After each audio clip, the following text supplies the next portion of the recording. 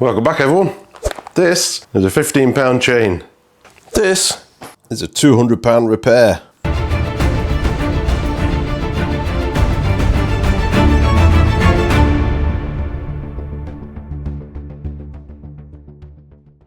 Customers brought this bike in saying it's slipping under load, which is not unusual, and I think you'll very quickly see why.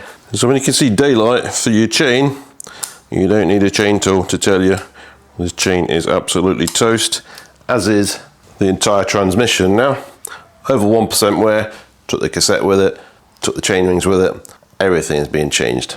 I'll try and measure this chain for you, but it's way off the scale of any of my chain tools. So we all know 0.7, 0.8 is the point you should be looking at. Even 0.5 on 12-speed systems is a recommendation. This tool goes up to 1%, which is there. And you can see that must be closer to 2% wear. Absolutely destroyed. More standard chain checker. This is a part tool CC 3.2, 0.75 measuring on this one. And that is on 0.75. You'll see there, that is not even going down there because this chain is that worn, it's gone past to the next link. That's what it's trying to wear now. So just be careful with that. If you run the bike for so long and you think your chain's worn, potentially it's that worn that the chain tool can't even measure it now. If you look at that 0.5, they're saying this chain's perfectly good. But on a serious note, grab yourself one of these. It doesn't have to be a part one. There's many different chain wear tools out there. Just get one and for goodness sake, use it. So the biggest expense on this one is going to be chain rings. I mean, potentially you might get away without changing them, but I think, to be honest, I think we're all going to agree with the chain wear that bad, we're not going to chance it, especially when the customer's saying it's been slipping under load.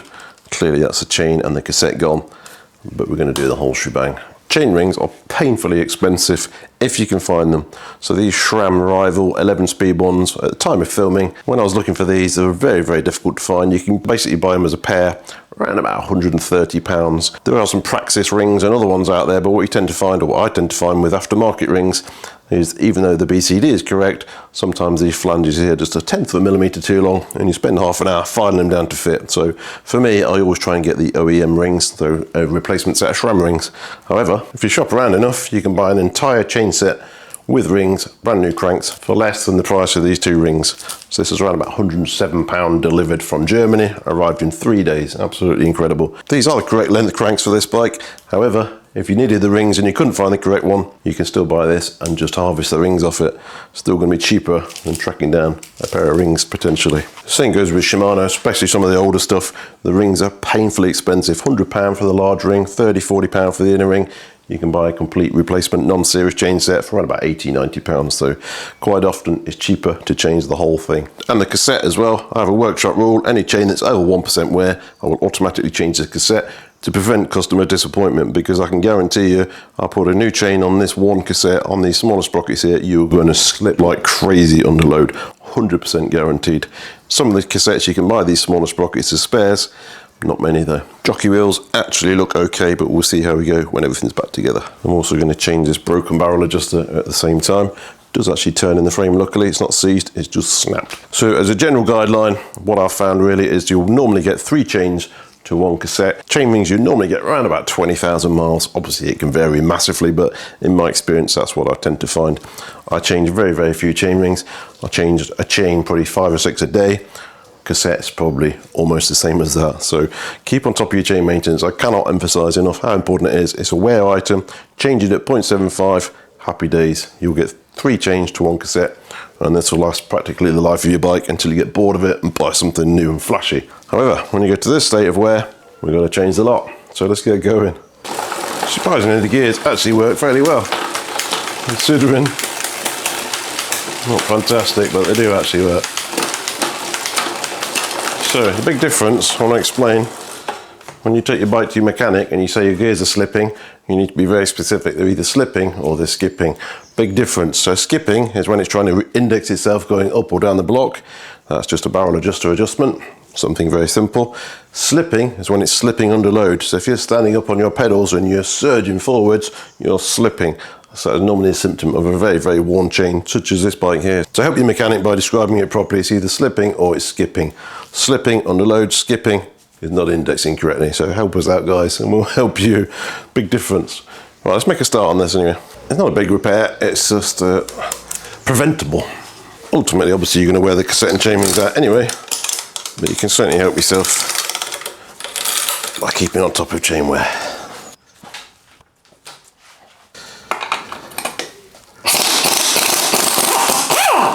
Don't need no fancy tools, guys, you need air. Bottom bracket feels absolutely awesome in this one, so we're not changing that, fortunately. I'll give it a bit of a clean while we're here though. Got to take this gear cable out so I can get that barrel adjuster out, unfortunately. I'm not sure how old this bike is, but nothing's internally routed, so this is a super easy job. And normally these are seized up, this one is just broken though. I'll just wind this out, it literally just unscrews that.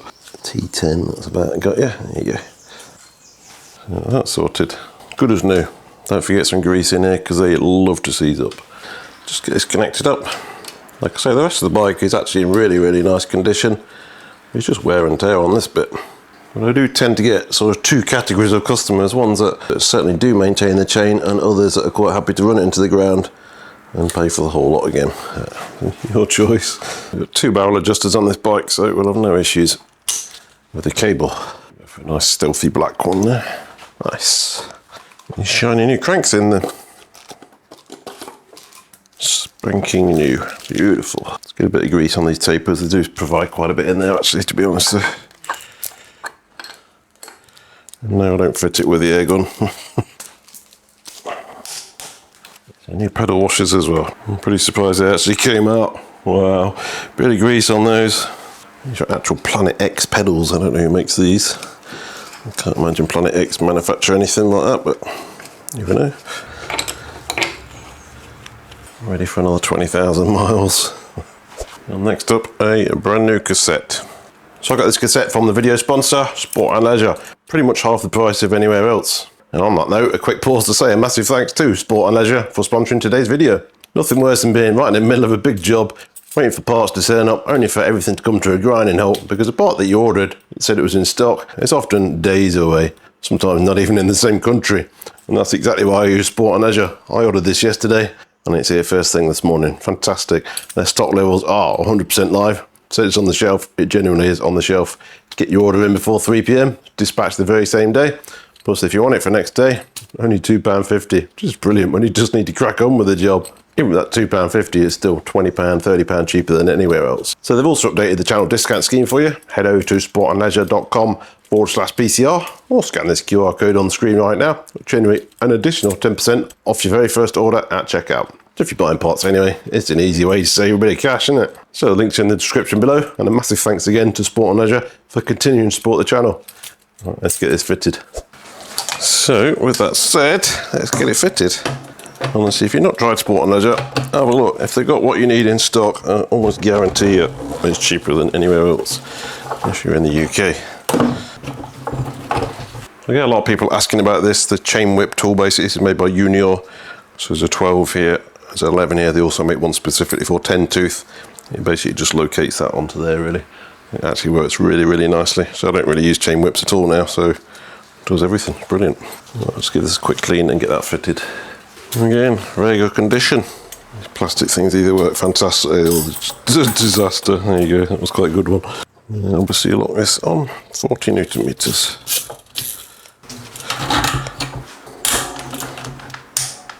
Back in, I have to take it out to get the torque wrench on, annoyingly.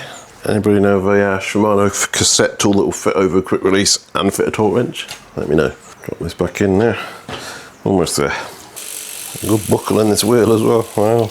And finally, last but not least, we need a new chain. Basic standard 1100 series SRAM. Nothing fancy, cheap and cheerful, change them often. When I measure chains, I have 2 pins in the wall, and I just hang this on here and line it up, and then I try and work out exactly how stretched it is, because if you take it from here, oh my god, I can already see how bad it is.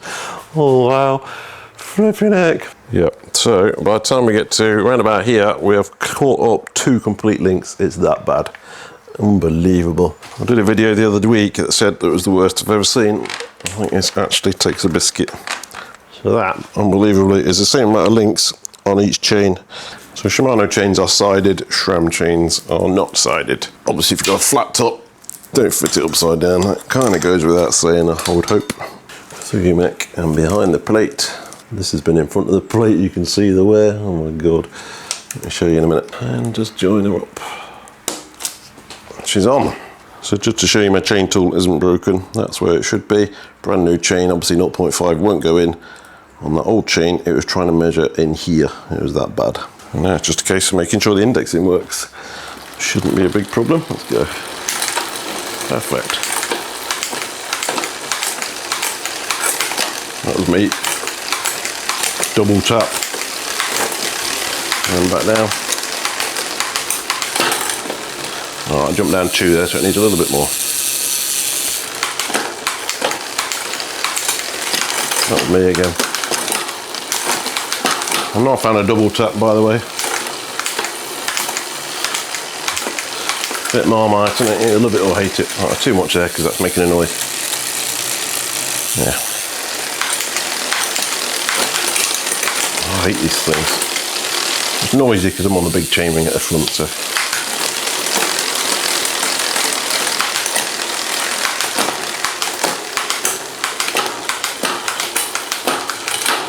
Nice, check the front. Ooh, interesting. Didn't touch that limit screw, did we? Take it off there, screw that in a smidge. Should be enough. Still too much. How do you ever ride this? Put some cable tension on this one. Alright, that's better. Very nice. So that's pretty much done. I'm just going to true this wheel off camera. It's got a bit of a warp in it. Apart from that, she is good to go. So you can see at some point someone's run the chain over here, took a big gouge out of it. Don't do that.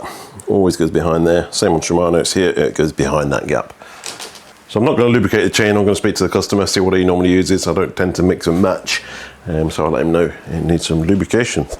That's all done then. Actually came in at about 185 all in, so not too bad with the savings from Sport and Leisure and that chain set from Germany. Could have been a lot cheaper though, that's for sure. So I can't emphasize enough, like I said, just keep on top of your chain wear. Get yourself a very cheap chain tool, they're not expensive, £5–10, and just check it every couple of months or so. Keep on top of it, get it changed at the recommended wear limit. Obviously, like I say, at some point you're going to need a new cassette and potentially new chain rings at some point, but generally they last a very, very long time. So yes, public service announcement, measure your chain regularly. Thanks for watching. See you again soon.